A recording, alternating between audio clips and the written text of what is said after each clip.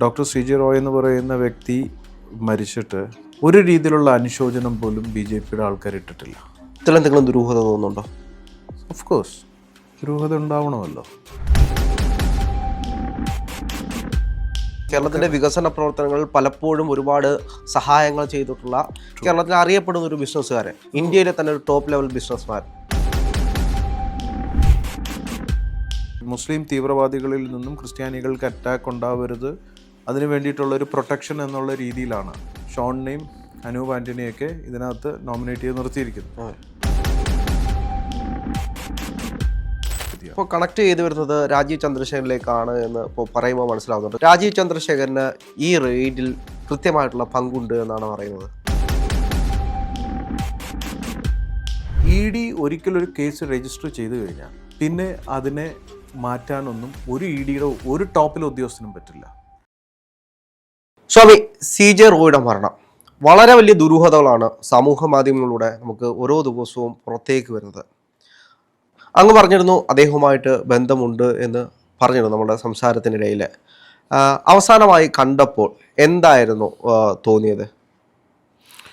C G Roy എന്ന് പറയുന്നത് Bangalore base ചെയ്തൊരു വലിയൊരു ബിസിനസ്സുകാരനാണ്. അദ്ദേഹത്തിന് മറ്റുള്ള സുഹൃത്തുക്കൾ പോലെ അത്രയും വലിയ ഹെവി ഡീപ്പ് റിലേഷൻ എനിക്കില്ല അദ്ദേഹമായിട്ട്, പക്ഷേ അറിയാം. അദ്ദേഹത്തിനെ പരിചയപ്പെടുത്തി തരുന്നത് നമ്മുടെ അജിത് രവി പാക്കേജസ് ആണ്. ഫാഷൻ ഷോ പേജൻ്റ് എല്ലാം ചെയ്യുന്നു. അപ്പോൾ അജിത്ത് അദ്ദേഹത്തെ ആദ്യമായിട്ട് പരിചയപ്പെടുത്തുമ്പോൾ തന്നെ നമ്മുടെ ഈ ഓറിക് ഫോർകാസ്റ്റിനെ പറ്റിയും നമ്മുടെ മിസ്റ്റിക് ക്രിയ ഓറ ക്രിയയെ പറ്റിയും മനുഷ്യരുടെ ലൈഫിലുണ്ടാവുന്ന ചേഞ്ചസും പിന്നെ എൻ്റെ കുറേ പ്രഡിക്ഷൻസും ഒക്കെ യൂഷ്വലി അജി സംസാരിക്കുന്നതാണ് ആൾക്കാർ എന്നെ പറ്റി പറയുന്നത്. അപ്പോൾ അതിലിങ്ങനെ സംസാരിച്ച സമയത്താണ് അദ്ദേഹം ഫസ്റ്റിൽ എന്നോട് ഇങ്ങനെ വളരെ ചിരിച്ചിട്ട്, ഭയങ്കര ജൈജാൻറ്റിക് ഫിഗറാണ്, ഭയങ്കര സ്ട്രോങ് ആയിട്ടുള്ള ഒരു ഫിസിക്കാണ്. അപ്പോൾ അദ്ദേഹം ഇങ്ങനെ എന്നോട് പറഞ്ഞു,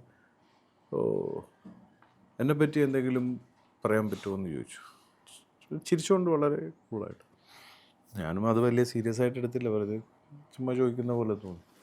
എന്നിട്ട് പിന്നെ ഞാൻ കുറച്ച് ചിരിച്ചിട്ട് ഞാൻ മുഖത്ത് നോക്കിയിട്ട് ചിരിച്ചിട്ട് ഞാൻ നമ്മൾ നടന്ന ഹോളിലോട്ടൊക്കെ ഒന്ന് പോയി കറങ്ങിയപ്പോൾ ഞാൻ ചോദിച്ചതിന് മറുപടി പറഞ്ഞില്ല എന്ന് വീണ്ടും ബാക്കിൽ നിന്ന് എന്നോട് ഇങ്ങനെ വന്ന് ചോദിച്ചു. അപ്പോൾ കൂടെ ഒരു പോലീസുകാരനൊക്കെ ഉണ്ടായിരുന്നു. വീണ്ടും ഞാൻ ചിരിച്ചിട്ട് ഞാൻ അദ്ദേഹത്തിൻ്റെ അടുത്ത് ഞാൻ ചോദിച്ചു, എന്താ എനിക്ക് അറിയേണ്ടതെന്ന് ചോദിച്ചു. അല്ല, അദ്ദേഹത്തിൻ്റെ മലയാളം ഒരു പ്രത്യേക സ്റ്റൈൽ മലയാളമാണ്.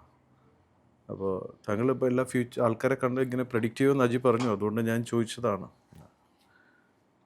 പക്ഷെ ഞാനൊരു പ്രഡിക്ഷൻ രീതിയിലല്ല ഞാൻ ആ ഒരു രീതിയിലല്ല ഞാൻ പറഞ്ഞു. എനിക്കൊരു പെട്ടെന്നൊരു ഇൻറ്റ്യൂഷൻ കിട്ടിയിട്ട് എനിക്ക് എന്തോ ഒരു മെസ്സേജ് കൺവേ ചെയ്യണമെന്നുള്ളൊരു വീർപ്പുമുട്ടൽ പോലെ ഞാനൊരു വേർഡ് അദ്ദേഹത്തിൻ്റെ അടുത്ത് പറഞ്ഞു. നിങ്ങളുടെ സൂക്ഷ്മതലം കുറച്ച് നേരം അയാളുടെ ബോഡിയിൽ ഇങ്ങനെ ടച്ച് ചെയ്തപ്പോൾ തന്നെ അയാളുടെ സൂക്ഷ്മതലം കലങ്ങിയിരിക്കുകയെന്ന് പറഞ്ഞു. സൂക്ഷ്മതലം കലങ്ങിക്കഴിഞ്ഞാൽ ഇന്ദ്രിയങ്ങൾ കൃത്യമായിട്ട് വർക്ക് ചെയ്യില്ല. പഞ്ചേന്ദ്രിയങ്ങൾ കൃത്യമായിട്ട് വർക്ക് ചെയ്യുമ്പോഴാണ് നമ്മളുടെ ചിന്തകളും നമ്മളുടെ തീരുമാനങ്ങളും എല്ലാം കറക്റ്റായിട്ട് വരിക. ഇന്ദ്രിയം തകർന്നു പോയിട്ടുണ്ടെങ്കിൽ നമ്മളെടുക്കുന്ന തീരുമാനങ്ങൾ തകരും, നമുക്ക് റോങ് പാത്തിലൂടെ പോകും, നമുക്ക് ഒരുപാട് ബുദ്ധിമുട്ടുകളുണ്ടാകും. ഇതിന് പല കാരണങ്ങളാണ്.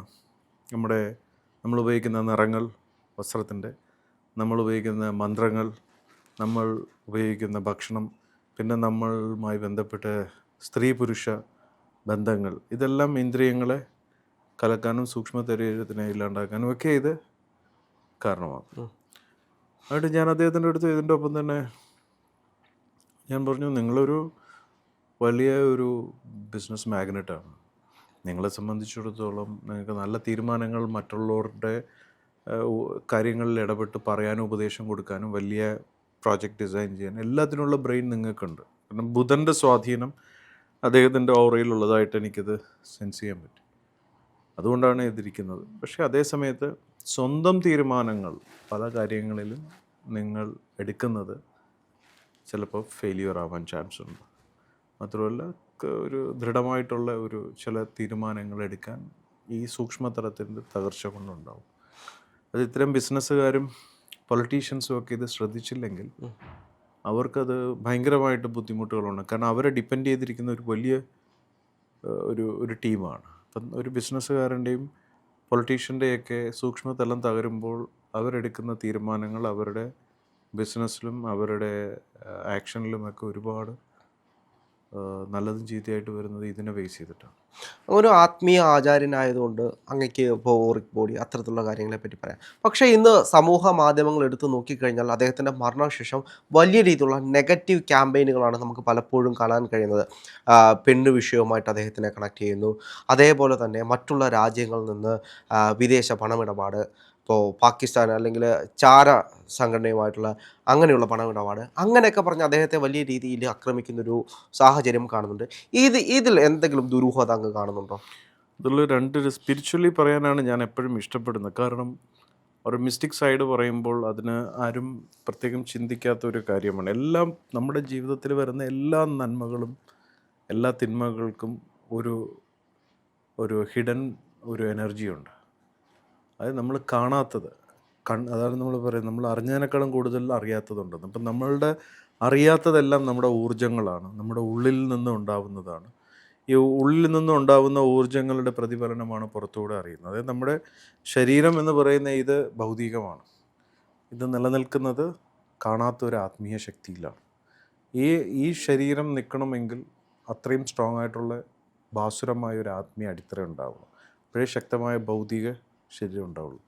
അപ്പോൾ ഇതിൽ നിന്നും കാണുന്നതാണ് മനുഷ്യൻ കാണുന്ന ഭൗതിക തലത്തിൽ, അല്ലെങ്കിൽ പുറമേ കാണുന്ന ഉയർച്ച, തളർച്ച, വിജയം, പരാജയമെല്ലാം. അപ്പോൾ ഇതിനെല്ലാത്തിനും മുമ്പേ ഉണ്ടാവുന്നത് നമ്മുടെ ഉള്ളിലാണ്. ഇദ്ദേഹത്തിന് നാശവും ഇത്രയും ചീത്തപ്പേരുകളും ഇതുപോലുള്ള കാര്യങ്ങളും ഹിഡനായിട്ടുള്ള കാര്യങ്ങളും, സ്ത്രീകൾ സംബന്ധിച്ചത് ലഹരി, അത് ഇതെന്നൊക്കെ പറഞ്ഞ് പല പല കാര്യങ്ങളിങ്ങനെ സംസാരിക്കുന്നതിനൊക്കെ കാരണം അവിടുത്തെ രാഹുവിൻ്റെ ഇൻഫ്ലുവൻസ് അവിടെയുണ്ട്. അവരുടെ ഇതിനകത്ത് വന്നിരിക്കുന്ന രാഹുവിൻ്റെ ഇൻഫ്ലുവൻസ് നമ്മുടെ ബോഡിയിലേക്ക് കയറുമ്പോൾ നമ്മൾ ലഹരി, അത് മദ്യമാകാം, മറ്റുള്ള ഏതെങ്കിലും ആകാം, സ്ത്രീ വിഷയങ്ങളുമായി ബന്ധപ്പെട്ടതിലാവാം, പിന്നെ പല തരത്തിലുള്ള ഫിനാൻസിൽ തന്നെ ചില സൈഡുകൾ നമുക്ക് നേട്ടവും പരാജയവും ഉണ്ടാക്കും. അത് മാനസികമായിട്ടുള്ള വിഭ്രാന്തികൾ ഉണ്ടാക്കാനുള്ള സംഭവങ്ങൾ. പക്ഷേ ഇദ്ദേഹത്തിൻ്റെ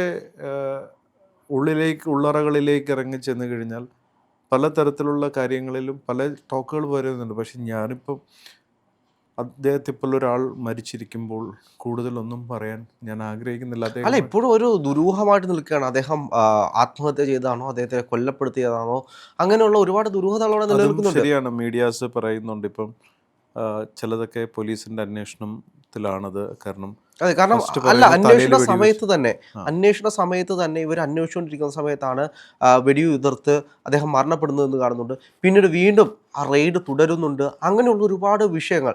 ആ, അത് എങ്ങനെയാണ് ഇപ്പോൾ നമുക്കറിയാം, BJP ആണ് കേന്ദ്രത്തിൽ ഭരിക്കുന്നത്. അപ്പോൾ ഇത്തരത്തിൽ ഒരുപാട് റെയ്ഡുകൾ നമ്മൾ കുറേ കാലങ്ങളായിട്ട് കാണുന്നുണ്ട്. ഇപ്പോൾ കേരളത്തിൽ തന്നെ പിണറായി വിജയൻ പറയുന്നത് ED കൊണ്ട് കേരളത്തെ ആക്രമിക്കുകയാണ്, അല്ലെങ്കിൽ രാഷ്ട്രീയ നേതാക്കന്മാരെല്ലാം പറയുന്നതാണ്. ഇപ്പോൾ ബിസിനസ്സുകാരാണെങ്കിൽ പോലും പലപ്പോഴും പറയാറുണ്ട് ഇത്തരത്തിൽ ഞങ്ങളെ വലിയ രീതിയിൽ ആക്രമിക്കുന്നുണ്ട് എന്ന്. ഇത് അതുമായി ബന്ധപ്പെട്ടൊരു വിഷയമായി കൂടെ. ഇപ്പോൾ IT ആണെങ്കിലും ഇൻകം ടാക്സ് ആണെങ്കിലും ടാർഗറ്റ് ചെയ്ത് അദ്ദേഹത്തിൻ്റെ നശിപ്പിക്കാനായിട്ട് ചെയ്തൊരു കാര്യമായി കൂടെ. രണ്ട് രീതിയിൽ അതിനെ ചിന്തിക്കാം. കാരണം ഇപ്പം നമ്മളുടെ നാട്ടിൻ്റെ അവസ്ഥ, നമ്മളുടെ ആൾക്കാരുടെ മനോഭാവം ഒന്നും പ്രവചിക്കാൻ പോലും പറ്റാത്തതോ ചിന്തിക്കാൻ പറ്റാത്ത രീതിയിൽ ഉള്ള വളരെ നിഗൂഢമായ രീതിയിലാണ്. ഇതിൽ ചിന്തിക്കേണ്ട രണ്ട് കാര്യം. ഒന്ന്, ആദ്യം പറഞ്ഞത് അങ്ങ് പറഞ്ഞ പോലെ ആദ്യം കൊന്നതാണോ എന്ന് ചോദിച്ചു. അതിലൊരു ഒരു പരസ്പര വിരുദ്ധമായിട്ടുള്ള ഒരു കോൺട്രഡിക്ടറി സംഭവം. ആദ്യം ഇത് തലയ്ക്ക് വെടിവെച്ചു എന്നാണ് പറയുന്നത്. പിന്നീടുള്ള വാർത്തകളിൽ പലതിലും ചില മീഡിയാസിൽ നെഞ്ചിലാണ് കൊണ്ടത്, നെഞ്ചിൽ നിന്നാണ് വെടികൊണ്ട് തുളച്ച് കയറിയെന്ന് പറയുന്നു. അതൊരു പരസ്പര വിരുദ്ധമായിട്ടുള്ളൊരു കാര്യം. പിന്നെ അങ്ങ് പറഞ്ഞ പോലെ തന്നെ ഇത് കൊണ്ടത് മാത്രമല്ല, ഈ മറ്റേ അന്വേഷണങ്ങൾ ഇത് വെടിയുണ്ട കൊണ്ടതിന് ശേഷം തന്നെ വീണ്ടും റെയ്ഡ് തുടർന്നു എന്നുള്ള ഇതുണ്ട്.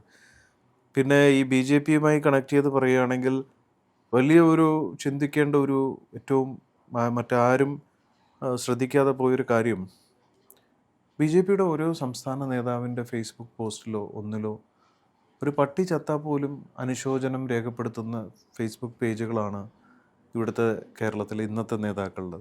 അതെ, പ്രത്യേകിച്ച് ക്രിസ്ത്യാനികൾക്ക് വേണ്ടിയിട്ട് മാത്രം. ഒരു ക്രിസ്ത്യാനിക്ക് ജലദോഷം വന്നു കഴിഞ്ഞാൽ അപ്പം നെഞ്ചുവേദന പിടിച്ച് ഓടുന്ന BJP നേതാക്കളാണ് ഇന്ന് നമ്മൾ കേരളത്തിൽ ഇപ്പോൾ കണ്ടുകൊണ്ടിരിക്കുന്നത്. കാരണം ഹിന്ദുക്കളുടെ ആവശ്യങ്ങളോ, ഹിന്ദുക്കളുടെ ഉന്നമനത്തിന് വേണ്ടിയോ, ഹിന്ദുക്കളുടെ രക്ഷയ്ക്ക് വേണ്ടിയോ, ഹിന്ദുക്കളുടെ നേട്ടത്തിന് വേണ്ടിയോ ഒന്നും നമ്മുടെ ഇന്നത്തെ കേരള BJP നേതൃത്വം ഇടപെടുന്ന രീതി ഇല്ല, ആരും കണ്ടിട്ടില്ല, അങ്ങനെ കാണാറുമില്ല. ആകെയുള്ള അയ്യപ്പൻ്റെ അപ്പൻ നെയ്യപ്പൻ ചുട്ടു, മറ്റേ കുത്തി കാക്ക കുത്തി കടലിലിട്ടു എന്ന് പറഞ്ഞിട്ടുള്ള ഒരു പാട്ടും പാടി നടക്കുന്നതല്ലാതെ എന്താണുള്ളത്? ഒന്നുമില്ല. പക്ഷേ ഒരു ക്രിസ്ത്യൻ ബിസിനസ്സുകാരൻ കേരളത്തിലെ അതെ, കേരളത്തിന്റെ വികസന പ്രവർത്തനങ്ങളിൽ പലപ്പോഴും ഒരുപാട് സഹായങ്ങൾ ചെയ്തിട്ടുള്ള കേരളത്തിൽ അറിയപ്പെടുന്ന ഒരു ബിസിനസ്സുകാരൻ, ഇന്ത്യയിലെ തന്നെ ഒരു ടോപ്പ് ലെവൽ ബിസിനസ്മാൻ, കേരളത്തിലും ഇത് ദുബായിലായിക്കോട്ടെ കേരളത്തിലായിക്കോട്ടെ അദ്ദേഹം എപ്പോഴും ഇപ്പോൾ ബാംഗ്ലൂരിലോട്ട് നമ്മൾ പോകുമ്പോൾ തന്നെ ഇദ്ദേഹത്തിൻ്റെ മുഖം കാണാതെ നമുക്ക് എയർപോർട്ടിലേക്ക് കയറാൻ പറ്റില്ല. പോയാൽ തിരിച്ചിറങ്ങുമ്പോൾ എവിടെയെങ്കിലും ഒരു സൈഡിൽ പുള്ളിയുടെ ഒരു ഹോർഡിംഗ് ഉണ്ടാവും. അദ്ദേഹം റോൾസ് റോയ്സിൽ നിൽക്കുന്ന അദ്ദേഹത്തിൻ്റെ ഒരു വിഷിംഗ് ഫോട്ടോസൊക്കെ അതിനകത്തുണ്ട്. എപ്പോഴും ഒരു നിറഞ്ഞു നിൽക്കുന്ന മുഖമാണ്. അപ്പോൾ അദ്ദേഹത്തെ പോലുള്ള ഒരാൾ, അതും ഡോക്ടർ ശ്രീജി റോയ് എന്ന് പറയുന്ന വ്യക്തി മരിച്ചിട്ട് ഒരു രീതിയിലുള്ള അനുശോചനം പോലും ബി ജെ പിയുടെ ആൾക്കാർ ഇട്ടിട്ടില്ല. ഇതിലെന്തെങ്കിലും ദുരൂഹത തോന്നുന്നുണ്ടോ? ഓഫ് കോഴ്സ് ദുരൂഹത ഉണ്ടാവണമല്ലോ. രണ്ട്, എന്തുകൊണ്ട് ഇട്ടില്ല എന്നുള്ളത്. അത് ഞാൻ നേരത്തെ പറഞ്ഞ പോലെ ബി ജെ പിക്കാർക്ക് ഉള്ളൊരിതെന്ന് വെച്ചാൽ ക്രിസ്ത്യാനികൾക്ക് എന്തെങ്കിലും ഒരു ജലദോഷം വന്ന് ഇവർക്ക് നെഞ്ചുവേദന വരും കേരള ബി ജെ പിക്കാർക്ക്. അപ്പോൾ ഇത്രയും ഒരാൾ മരണപ്പെട്ടിട്ട് ഇവർക്ക് എന്തുകൊണ്ട് ഒരു വേദനയും വന്നില്ല? പിന്നെ ഈ കേരളത്തിൻ്റെ ഒരു ഐ ടി ടീമാണ് അവിടെ അന്വേഷണത്തിന് പോയെന്ന് നമുക്ക് വാർത്തകളിലൂടെയും മറ്റുള്ള ഇതിലും അറിയാം. ഇപ്പോൾ കേരളത്തിൽ നിന്ന് ഒരു ടീം അവിടെ അന്വേഷണത്തിന് പോകുമ്പോൾ കേന്ദ്രം കൺട്രോൾ ചെയ്യുന്നത് ബി ജെ പി ആണ്. ഈ ഐ ടി ഇ ഡി ഇതെല്ലാം ഇത് ബി ജെ പിയുമായി ബന്ധപ്പെട്ടാണ്. അപ്പോൾ സ്വാഭാവികമായി കേരളത്തിലെ ബി ജെ പിയുടെ ഉന്നത അധികാരികൾ അറിയാതെ ഇങ്ങനെ ഒരു സംഭവം ഉണ്ടാകുമോ എന്നുള്ളത് ഒരു ചോദ്യമാണ്. ഇപ്പോൾ കണക്ട് ചെയ്ത് വരുന്നത് രാജീവ് ചന്ദ്രശേഖരനിലേക്കാണ് എന്ന് ഇപ്പോൾ പറയുമ്പോൾ മനസ്സിലാവുന്നുണ്ട്. കാരണം ബാംഗ്ലൂരിലാണെങ്കിലും വലിയൊരു ബിസിനസ് സംവിധാനങ്ങളുള്ള, കേരളത്തിലും ബാംഗ്ലൂരും എല്ലാം നല്ല കണക്ഷൻസ് ഉള്ള ഒരാളാണ് രാജീവ് ചന്ദ്രശേഖരൻ. കേന്ദ്രവുമായിട്ടും കൃത്യമായിട്ട് അടുപ്പമുള്ള ഒരാളാണ് രാജീവ് ചന്ദ്രശേഖരൻ. രാജീവ് ചന്ദ്രശേഖരന് ഈ റെയ്ഡിൽ കൃത്യമായിട്ടുള്ള പങ്കുണ്ട് എന്നാണ് പറയുന്നത്. രാജീവിന് പങ്കുണ്ടോ ഇല്ലേ എന്നുള്ളത് അന്വേഷിക്കേണ്ടതാണ്. ഇവിടുത്തെ ഇപ്പം കർണാടകയിലെ സ്പെഷ്യൽ ഇൻവെസ്റ്റിഗേഷൻ ടീമാണ് അന്വേഷിക്കുന്നത്. അതുപോലെ സ്വാഭാവികമായി എല്ലാവരും രാജീവിൻ്റെ ഫേസ് ഇതിൽ ചിന്തിക്കാതിരിക്കില്ല. കാരണം അദ്ദേഹം കാരണം രണ്ടും ഈക്വലി പവർഫുള്ളായിട്ടുള്ള, സോഷ്യലി വളരെ ഇൻഫ്ലുവൻസ് ചെലുപ്പിക്കുന്ന, പൊളിറ്റിക്കലി പവർഫുള്ളായിട്ടുള്ള പൊളിറ്റീഷ്യൻസ് ആണ് രണ്ടുപേരും. ഒരാൾ ബിസിനസ്സിൽ ഫോക്കസ് കൂടുതൽ ചെയ്യുന്നു, ഒരാൾ പൊളിറ്റിക്സിൽ ചെയ്യുന്നു. പക്ഷെ രണ്ടുപേർക്കും പൊളിറ്റിക്കലി നല്ല ഇൻഫ്ലുവൻസ് ഉള്ള ആളാണ്. റോയി ആയിക്കോട്ടെ രാജീവോ ആയിക്കോട്ടെ. അപ്പം ഇതിൽ അവർക്കിടയിൽ എന്തെങ്കിലും വിരോധമോ പ്രശ്നമോ ഉണ്ടോ എന്നുള്ളത് അന്വേഷിക്കേണ്ട ഒരു ഫാക്ടറാണ്. അല്ല, അങ്ങ് പറഞ്ഞതുപോലെ മതത്തിൻ്റെ രീതിയിലാണെങ്കിൽ ഇപ്പോൾ നോക്കൂ, കേരളത്തിലെ ബി ജെ പിയിൽ ഇപ്പോൾ ഷോൺ ജോർജ് അല്ലെങ്കിൽ അത്തരത്തിലുള്ള ഒരുപാട് നേതാക്കന്മാരുള്ള ഒരു പാർട്ടിയാണ് കേരള ബി ജെ പി എന്ന് പറയുന്നത്. അപ്പോൾ അവർ സ്വാഭാവികമായി അനൂപ് ആന്റണി അത്തരത്തിലുള്ള ഒരുപാട് ആളുകൾ കേരള ബി ജെ പിയിൽ ശക്തമായിട്ട് നിലകൊള്ളുന്നുണ്ട്. അപ്പോൾ അതൊരു മതത്തിൻ്റെ പേരിൽ അങ്ങനെ ആയിരിക്കണമെന്നില്ലല്ലോ. ഈ ഷോണും അനൂപ് ആന്റണിയും ഉള്ളത് കൊണ്ട് തന്നെ ക്രിസ്ത്യാനികൾക്ക് കൂടുതൽ സംരക്ഷണം കിട്ടണം എന്നൊക്കെ ഉള്ളൊരു ധാരണ ക്രിയേറ്റ് ചെയ്തിട്ടാണ് വെച്ചിരിക്കുന്നത്. പക്ഷേ ഇതൊന്നും ക്രിസ്ത്യാനികൾക്ക് കിട്ടുന്നില്ല എന്നുള്ളതിൻ്റെ ഏറ്റവും വലിയൊരു എക്സാമ്പിളാണ് റോയിയുടെ മരണം. ഇവർ രണ്ടുപേരും വളരെ സ്ട്രോങ് ആയിട്ട് നിന്നിരുന്നെങ്കിൽ ഇവർക്കിങ്ങനെ ഒരു ഇദ്ദേഹത്തിന് ഈ ഒരു ദാരുണാന്ത്യം ഉണ്ടാവുമോ എന്നുള്ളത് നമ്മൾ ചിന്തിക്കണം. അല്ല, ഈ അന്വേഷണങ്ങളും കേരള ബി ജെ പിയും തമ്മിൽ എങ്ങനെ കണക്റ്റ് ആകുമെന്നൊരു ചിന്തയില്ലേ? ഈ അന്വേഷണങ്ങളും കേരളത്തിലെ ബി ജെ പിയും തമ്മിൽ എങ്ങനെ കണക്ട് ആകുമെന്നൊരു ചോദ്യമല്ലേ. അപ്പോൾ കേന്ദ്ര ബി ജെ പി ആണെങ്കിൽ ശരി, കേന്ദ്രമാണ് ഇത്തരത്തിലുള്ള ഫോഴ്സുകളെ ആണെങ്കിലും മറ്റു കാര്യങ്ങളാണെങ്കിലും നിയന്ത്രിക്കുന്നത്. ഇപ്പോൾ ഇ ഡി അല്ലെങ്കിൽ ഇൻകം ടാക്സ് ഇത്തരത്തിലുള്ള കേന്ദ്ര ഏജൻസികളുടെ വഴിയാണ് ഇത്തരത്തിലുള്ള അന്വേഷണങ്ങൾ നടക്കുന്നത്. അവിടെ കേരള ബി ജെ പി എങ്ങനെയാണ് കണക്ട് ആകുന്നത്? ഈ കേന്ദ്രം എന്ന് പറഞ്ഞ് എന്ത് കുറ്റം ചെയ്താലും അത് കേന്ദ്രത്തിൻ്റെ തലയിലും നരേന്ദ്രമോദിയുടെ തലയിലും പോകുന്നതും വയ്ക്കുന്നതും ഒരു രീതിയാണ്. പക്ഷേ അവരറിയാതെ തന്നെ ഈ കേരളത്തിൽ നടക്കുന്ന കാര്യങ്ങളെപ്പറ്റി നിങ്ങൾക്ക് ആർക്കെങ്കിലും വല്ല ധാരണയുണ്ടോ? ഈ രാജീവ് ചന്ദ്രശേഖരൻ അപ്പോൾ ഇത്തരത്തിലുള്ള ഏജൻസികളെ, കേന്ദ്ര ഏജൻസികളെ നിയന്ത്രിക്കാനുള്ള പവർ ഉണ്ട് എന്നാണ് പറയുന്നത്. രാജീവ് ചന്ദ്രശേഖരൻ ആൾ നിസ്സാരക്കാരനാണോ? രാജീവ് ചന്ദ്രശേഖരൻ എന്നുള്ള വ്യക്തി വെറും നിസ്സാരമായിരിക്കാം. പക്ഷേ അദ്ദേഹത്തിൻ്റെ പോസ്റ്റ് എന്ന് പറയുന്നത്, ഇപ്പം ഒരു മണ്ഡലം പ്രസിഡന്റ് വിളിച്ചാൽ നരേന്ദ്രമോദി വരില്ല ബി ജെ പിയുടെ. പക്ഷെ സ്റ്റേറ്റ് പ്രസിഡന്റ് വിളിച്ചാൽ വരും. സ്റ്റേറ്റ് പ്രസിഡൻറ്റിൻ്റെ വാഹനം, സ്റ്റേറ്റ് പ്രസിഡൻറ്റിന് എല്ലാ മിനിസ്റ്റേഴ്സുമായിട്ട് മാത്രമല്ല, ഇദ്ദേഹം വളരെയധികം ഇൻഫ്ലുവൻസ്ഡ് ഉള്ള ഒരാളായിരുന്നു. വളരെ ഹൈലി ഇൻഫ്ലുവൻഷ്യൽ ആയിട്ടുള്ളൊരു പേഴ്സണാലിറ്റിയാണ് പുള്ളി. അദ്ദേഹത്തിന് എല്ലാവരുമായിട്ട് കണക്ഷനുണ്ട്. ഇപ്പോൾ അദ്ദേഹം മാത്രമല്ല, ബി ജെ പിയുടെ എക്സ് ഓർ വൈ, ഇപ്പോൾ സുരേന്ദ്രൻ തന്നെ ഇരിക്കുമ്പോൾ അവർക്ക് പല രീതിയിലും സെൻട്രൽ ഏജൻസിനെ ഇൻഫ്ലുവൻസ് ചെയ്യാൻ സാധിക്കും. അവർ ഇൻഫ്ലുവൻസ് ചെയ്തത് കൊണ്ടാണല്ലോ ഇവിടുത്തെ പല രാഷ്ട്രീയക്കാരും ഇന്ന് അകത്ത് പോകാതിരിക്കുന്നത്. കേരളത്തിൽ പല തരത്തിലുള്ള ഇപ്പോൾ കമ്മ്യൂണിസ്റ്റ് പാർട്ടിയിലെ തന്നെ പല നേതാക്കൾ അകത്ത് പോകാത്തതിൻ്റെ കാരണം എന്താ? ഇവർ ഹെൽപ്പ് ചെയ്യുന്നത് കൊണ്ടാണ്. ഇവർക്ക് BJPയുടെ ഹെൽപ്പില്ലാതെ എങ്ങനെയാണ് മറ്റ് ടീമുകൾക്ക് സർവൈവ് ചെയ്യാൻ പറ്റുക? അതുകൊണ്ടാണ് ഇപ്പോൾ അടുത്ത ഇലക്ഷന് ഇവർ തമ്മിലുള്ളൊരു ധാരണയാണ്. ഇപ്പം നമ്മൾ ഒരു സൈഡിൽ അയ്യപ്പനെ എക്സ് എന്ന് പറയുന്ന കമ്മ്യൂണിസ്റ്റ് നേതാവ് ദ്രോഹിച്ചു, എക്സ് എന്ന് പറയുന്ന കമ്മ്യൂണിസ്റ്റ് നേതാവ് സ്വർണ്ണക്കൊള്ളയ്ക്ക് ഇതായി, എക്സ് എന്ന് പറയുന്ന നേതാവ് ഹിന്ദു ധർമ്മത്തെ തകർക്കുന്നു എന്ന് BJPക്കാർ ഇവിടെ കിടന്ന് ബഹളം വയ്ക്കുന്നു. ഈ എക്സ് എന്ന് പറയുന്ന കമ്മ്യൂണിസ്റ്റ് നേതാവിനെ കേന്ദ്രത്തിൻ്റെ വൈ എന്ന് പറയുന്ന ടോപ്പ് നേതാവ് സപ്പോർട്ട് ചെയ്യുന്നു. അദ്ദേഹം കംപ്ലീറ്റ് പ്രൊട്ടക്ഷൻ കൊടുക്കുന്നു, അദ്ദേഹം കൂടെ നിർത്തുന്നു, കൂടെ അവിടുത്തെ ആൾക്കാരെല്ലാവരും കൂടെ ഭക്ഷണം കഴിക്കുന്നു, യാത്ര ചെയ്യുന്നു. അപ്പോൾ ഇതിലും തമ്മിൽ എന്താ വ്യത്യാസം? ഇതിലെന്താ ഇതിൻ്റെ യുക്തി? ആരെങ്കിലും ചിന്തിച്ചിട്ട് ആരാ ഇവിടെ പൊട്ടറാവണേ? സിമ്പിൾ കാര്യം, ഞാൻ വളരെ ഓപ്പണായിട്ട് ചോദിക്കുന്ന കാര്യമാണ്. എക്സും വൈയും, നരേന്ദ്രമോദിയും പിണറായി വിജയനും, അനിഴം നക്ഷത്രത്തിൽ ജനിച്ച നരേന്ദ്രമോദിയും ചോതി നക്ഷത്രത്തിൽ ജനിച്ച പിണറായി വിജയനും ആത്മീയപരമായിട്ട് അവർക്കൊരു ഭയങ്കര അടുപ്പമുണ്ട്. എൻ്റെ അമ്മൂമ്മ ചോതിയായിരുന്നു, ഞാൻ അനിഴമാണ്. എനിക്കും അമ്മൂമ്മയ്ക്കും തമ്മിൽ ഭയങ്കര ഇഷ്ടമുണ്ട്. എന്നെപ്പറ്റി എല്ലാ കുറ്റങ്ങളും എൻ്റെ കുറുമ്പുമൊക്കെ പറ്റി അമ്മൂമ്മയുടെ അടുത്ത് പരാതി പറയും. അമ്മൂമ്മ എന്നെ ചേർത്ത് പിടിക്കുകയുള്ളൂ. അപ്പോൾ ഇവിടെ പിണറായി വിജയൻ ഇവിടുത്തെ BJPക്കാർ ഒരുപാട് കുറ്റം പറയുന്നുണ്ട്, കുറേ വിമർശിക്കുന്നുണ്ട്. സ്വർണം കട്ടവനാന്ന് വരെ പറഞ്ഞു. ഒരു തെളിവ് ഉണ്ടെന്ന് എനിക്ക് തോന്നുന്നില്ല. ലാവ്ലിൻ കേസിൻ്റെ കാര്യം പറഞ്ഞ് പല അദ്ദേഹത്തിൻ്റെ എതിരെ പറയുന്നുണ്ട്. അതുപോലെ തന്നെ ഹിന്ദുത്വത്തിൽ തകർക്കാൻ ശ്രമിക്കുന്നത് ഇവർ പറയുന്നുണ്ട്. കുറേ പേരെ കൊണ്ട് പ്രാക്കുന്നുണ്ട്, തെറി വിളിക്കുന്നുണ്ട്. പക്ഷെ മോദിജിയും ഇദ്ദേഹവും തമ്മിൽ ഭയങ്കര കൂട്ടല്ലേ? അതെ. ഇവർ തമ്മിൽ ഇരട്ടപ്പറ്റുള്ള പോലെയല്ലേ നടക്കുന്നത്? ഇവർ ഒരു പ്രൈം മിനിസ്റ്റർ ഒരു മുഖ്യമന്ത്രിയെ സ്വീകരിക്കുന്ന രീതി കണ്ടിട്ടുണ്ട്, അത്ഭുതപ്പെട്ടില്ലേ? അതുപോലെ തന്നെ ഇവർ തമ്മിൽ കൂടിക്കാഴ്ചകൾ, ഇവരുടെ കൂടിക്കാഴ്ച, ഇവരുടെ സഹകരണം, ഇവരുടെ സ്നേഹ സംഭാഷണങ്ങളെല്ലാം ജനം കാണുന്നതാണ്. അപ്പോൾ ഇതിൽ ആരെയാണ് നമ്മൾ യഥാർത്ഥത്തിൽ വിശ്വസിക്കേണ്ടത്? എന്ത് രാഷ്ട്രീയമാണ്? എന്ത് ലോജിക്കാണ്? എന്തിൻ്റെ മാനദണ്ഡത്തിലാണ് ഇവർ ഇങ്ങനെ നിൽക്കുന്നത്? ഇപ്പം താഴെ വോട്ട് കൊടുക്കേണ്ട ആൾക്കാരെല്ലാം തെറി വിളിക്കുന്നു, എന്നാൽ വോട്ട് ചെയ്യേണ്ട പ്രസ്ഥാനത്തിൻ്റെ ചിഹ്നം വഹിച്ച് നടക്കുന്ന ആൾക്കാർ ഒരുമിച്ച് നിൽക്കുന്നു. അതുപോലെ ഇവിടുത്തെ BJPക്ക് എവിടെയൊക്കെ ഇൻവോൾവ്മെൻ്റ് ഉണ്ട്, ആരുമായിട്ട് കണക്ട് ചെയ്യുന്നു, എന്ത് ചെയ്യുന്നു, ഇതെല്ലാം താഴെത്തട്ടിൽ എല്ലാം വേറെ, അടുത്ത തട്ടിൽ ഇവർ താഴെത്തട്ട് ഇങ്ങനെ നിൽക്കും, കുറച്ചുകൂടെ മേളത്തട്ട് കുറച്ചുകൂടെ അടുത്തേക്കും, അതിൻ്റെ കുറച്ചുകൂടെ മേളത്തട്ട് ഇങ്ങനെ നിൽക്കും, ഏറ്റവും മേളത്തട്ട് ഇങ്ങനെ നിൽക്കും. അപ്പം ഇങ്ങനെ നിന്നിട്ട് ഇങ്ങനെ നിൽക്കുന്നതിനെ എങ്ങനെയാണ് ഇവർ പറിച്ചു മാറ്റാൻ പറ്റുക? എല്ലാം കണക്റ്റഡാണ്. ആരും നമ്മൾ അതുകൊണ്ടാണ് ഞാൻ പറഞ്ഞിട്ടുള്ളത്, ഈ രാഷ്ട്രീയക്കാർ ഇവിടെ ഉള്ളവർക്ക് പല തന്തയുടെ സ്വഭാവമാണ്. രാത്രി ഇവരെല്ലാവരും ഒരുമിച്ച് കൂടും, പകൽ നിന്ന് തെറി വിളിക്കും, അങ്ങോട്ടും ഇങ്ങോട്ടും വിളിച്ചു ചോദിക്കും ഞാൻ എന്താ പറയേണ്ടത്, എന്താ ചെയ്യേണ്ടത്. ഒട്ടും ആത്മീയതയില്ലാത്ത ഒരു മൂവ്മെൻ്റാണ്. ആത്മാർത്ഥതയിൽ നിന്നാണ് ആത്മീയതയിലെത്തുന്നത്. ഇവർക്ക് നേതാക്കൾക്കിടയിൽ മാത്രമാണ് ഈ പറയുന്ന ആത്മാർത്ഥതയും ഇതുമുള്ളത്. അണികളുടെ ഇടയിൽ ഒരു ആത്മാർത്ഥതയില്ല. അല്ല, ഈ CJ റോയിയുടെ മരണത്തിലേക്ക് നമ്മൾ തിരിച്ചു വരികയാണെങ്കിൽ അദ്ദേഹം ആത്മഹത്യ ചെയ്യേണ്ട അത്ര ലെവല് അദ്ദേഹത്തിന് കടങ്ങളോ മറ്റു കാര്യങ്ങളോ ഉണ്ടോ നമുക്ക് ആർക്കും അറിയത്തില്ല.